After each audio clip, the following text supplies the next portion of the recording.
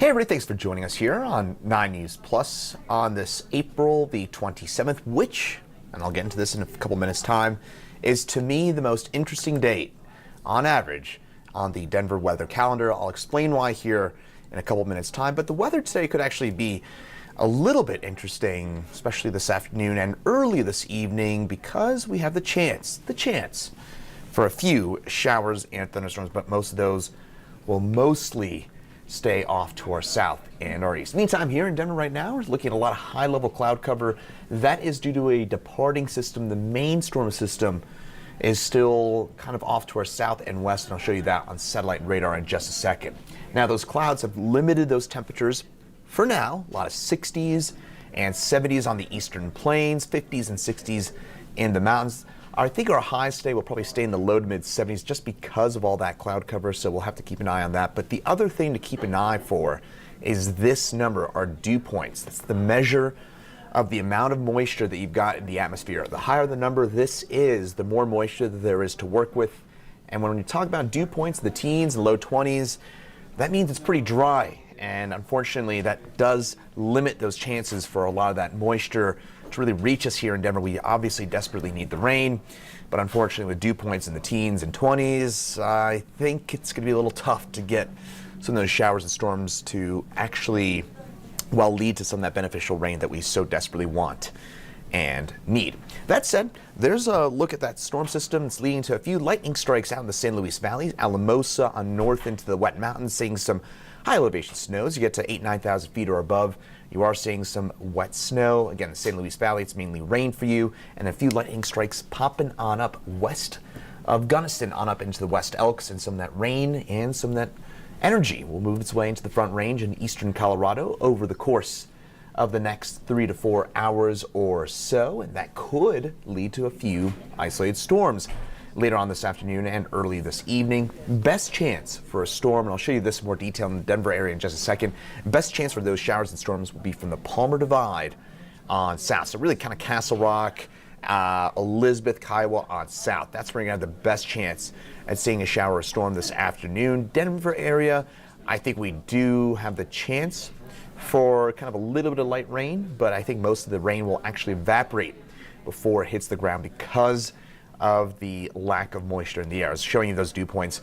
It's just a bit too dry at the surface, I think, for much of, if any of that rain to really reach the ground here. Now, southeast Colorado, this is where we have the best chance at seeing a severe storm as well, with a marginal risk for severe weather, level 1 risk in dark green there in the southeastern part of the state on a 0 to 5 scale. Again, that dark green means a level 1 risk for severe storms, and the main threat in this part of the state is going to be damaging straight line winds. Could see some large hail, but I think the main threat will be damaging winds. And also, by the way, eastern Colorado, a lot of dry lightning could be in store this afternoon and this evening, so we may get some lightning strikes, but unfortunately not a whole lot in the way of that rain that we so desperately want and need. Highs today, mid 70s for us here in Denver. Again, most of us running about 10 degrees above the average for the last week of the month of April. Higher elevations, 50s, 60s, generally speaking.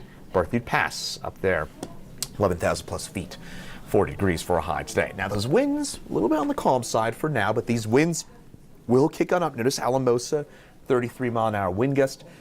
I think we do see some gusty winds out of those storms today, and I think the Denver area, I wouldn't be surprised we get a quick 50, 60-mile-an-hour wind gust from these storms. And these are, if you're a bit of a weather buff, these would be outflow dominant storms today, where you get a whole lot of the wind, you get maybe some lightning, but you don't get much of the rain from those storms because you're getting the cold air rushing out from those. You're not getting a whole lot of the moisture that you really want and need from those storms. So tonight, temperatures drop back into the mid-40s. It is mainly mild tonight.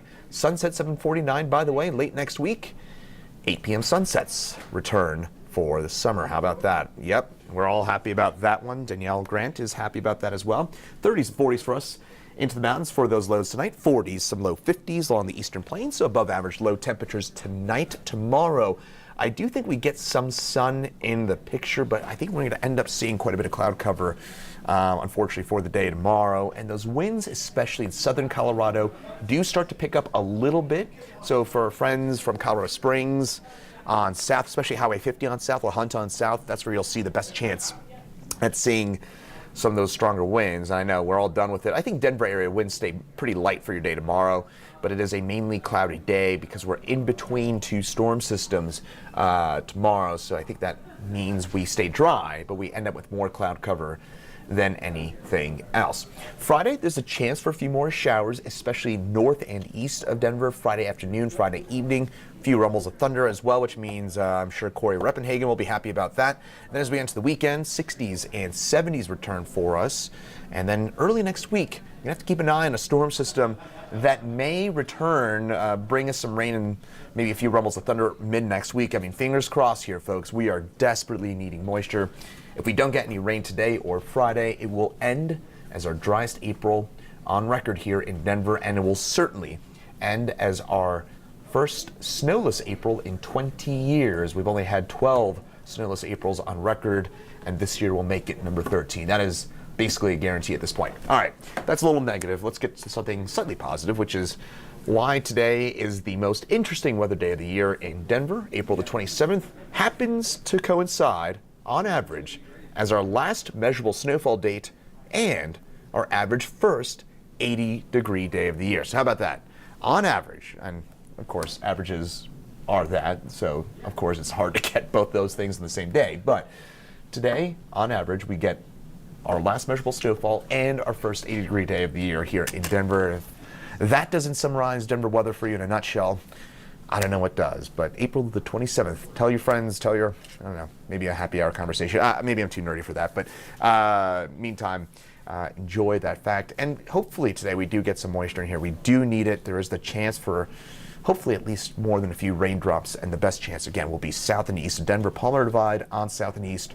That's where you're going to have the best chance at seeing some of that rain reaching the ground. Also, by the way, the chance for some pretty gusty winds. I think we could see some gusts up to 60, 65 miles an hour with some of those outflow dominant storms later on this afternoon and this evening.